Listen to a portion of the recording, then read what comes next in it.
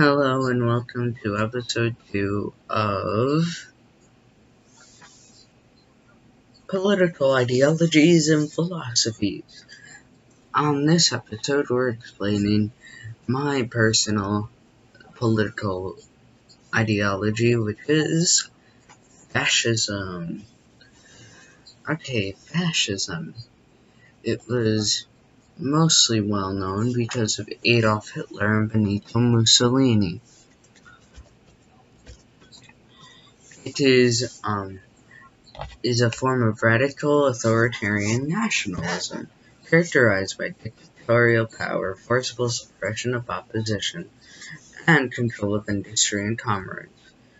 It's usually sided um, through corpratism, which is heavily regulated capitalism, heavily regulated markets, but it still has private ownership and private businesses. The first fascist society is ancient Rome, which gets its name from fasc, which is a bundle of sticks with a axe in the middle of it, tied with a rope. It symbolizes power, autocracy, and the power of the state. And it was adopted as the symbol of fascism when Benito Mussolini made it as the symbol because he wanted to rebuild Rome. But that's never gonna happen. Okay, it was made in the early 20th century Europe. It has forcible suppression of opposition, control of industry, which I already told you.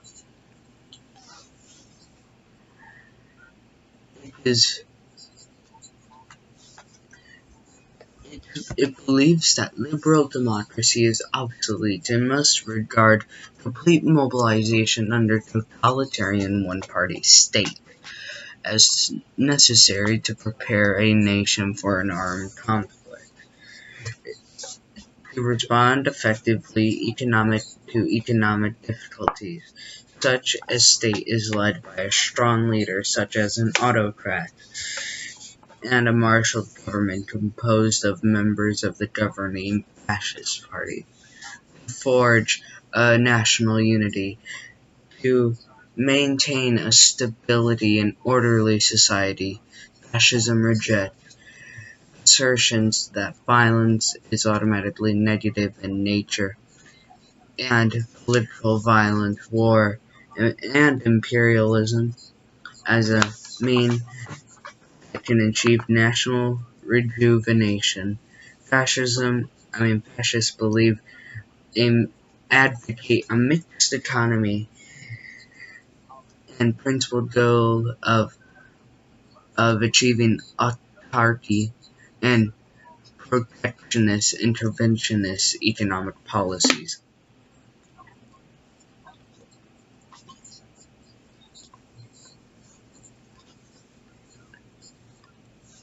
Since the end of World War II in 1945, the parties have openly described themselves as fascist, and the term is instead usually used as a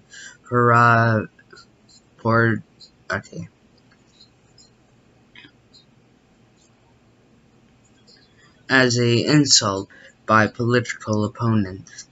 The descriptions neo-fascist or post-fascist are sometimes applied more formally to describe a far-right with ideology similar or rooted in the 20th century fascist movement.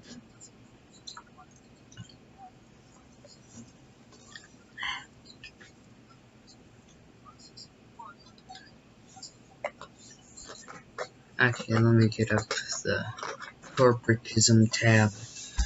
Corpratism.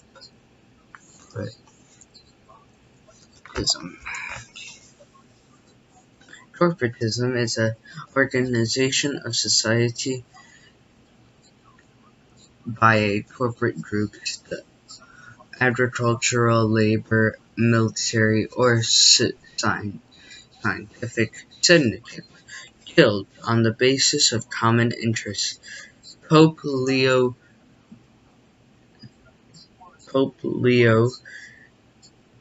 the Ninth commissioned theologians to social thinkers to study corporatism, to provide definition to it.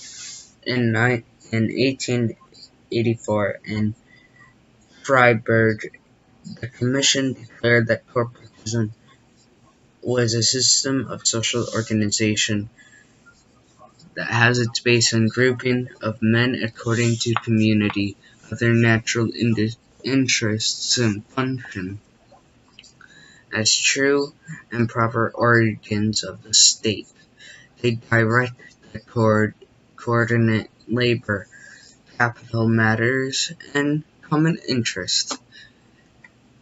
Corporatism is described as sociological concept of structural function. Corporatist ideas are common to ideologies including absolutism, conservatism, fascism, and liberalism. Corporatism may refer to corpratism, involving negotiations between businesses, labor, and state interest groups. Establish economic policy. This is sometimes referred to as neo-corporatism and is associated with social democracy.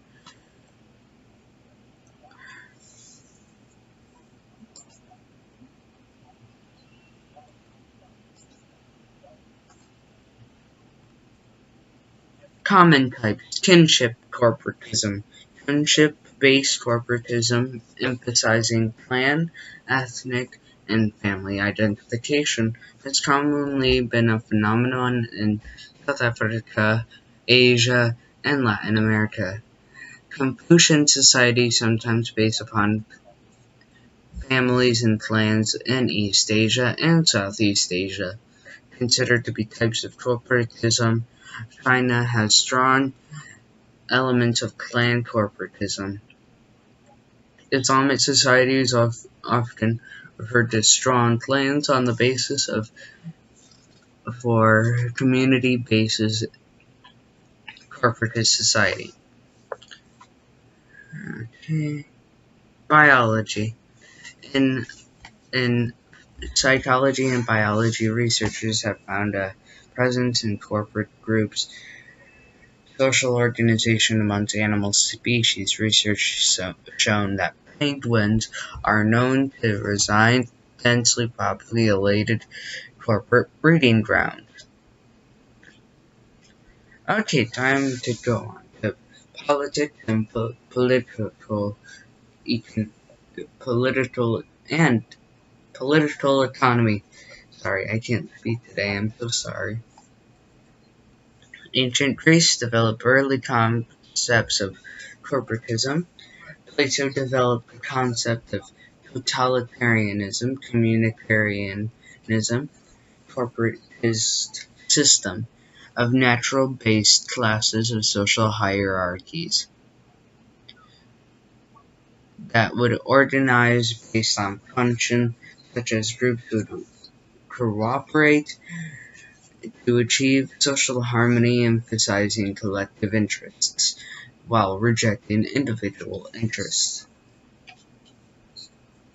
Time for absolutist corporatism. Absolute monarchies during the late Middle Ages gradually subordinated corporatist systems,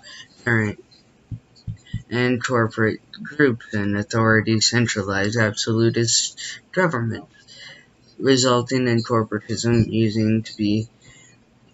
being used for to enforce a social hierarchy. After the French Revolution, the existence of the existing absolutist corporatist system was abolished.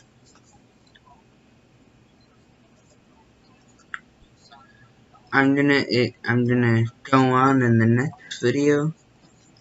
See ya. Enjoy your day. And remember,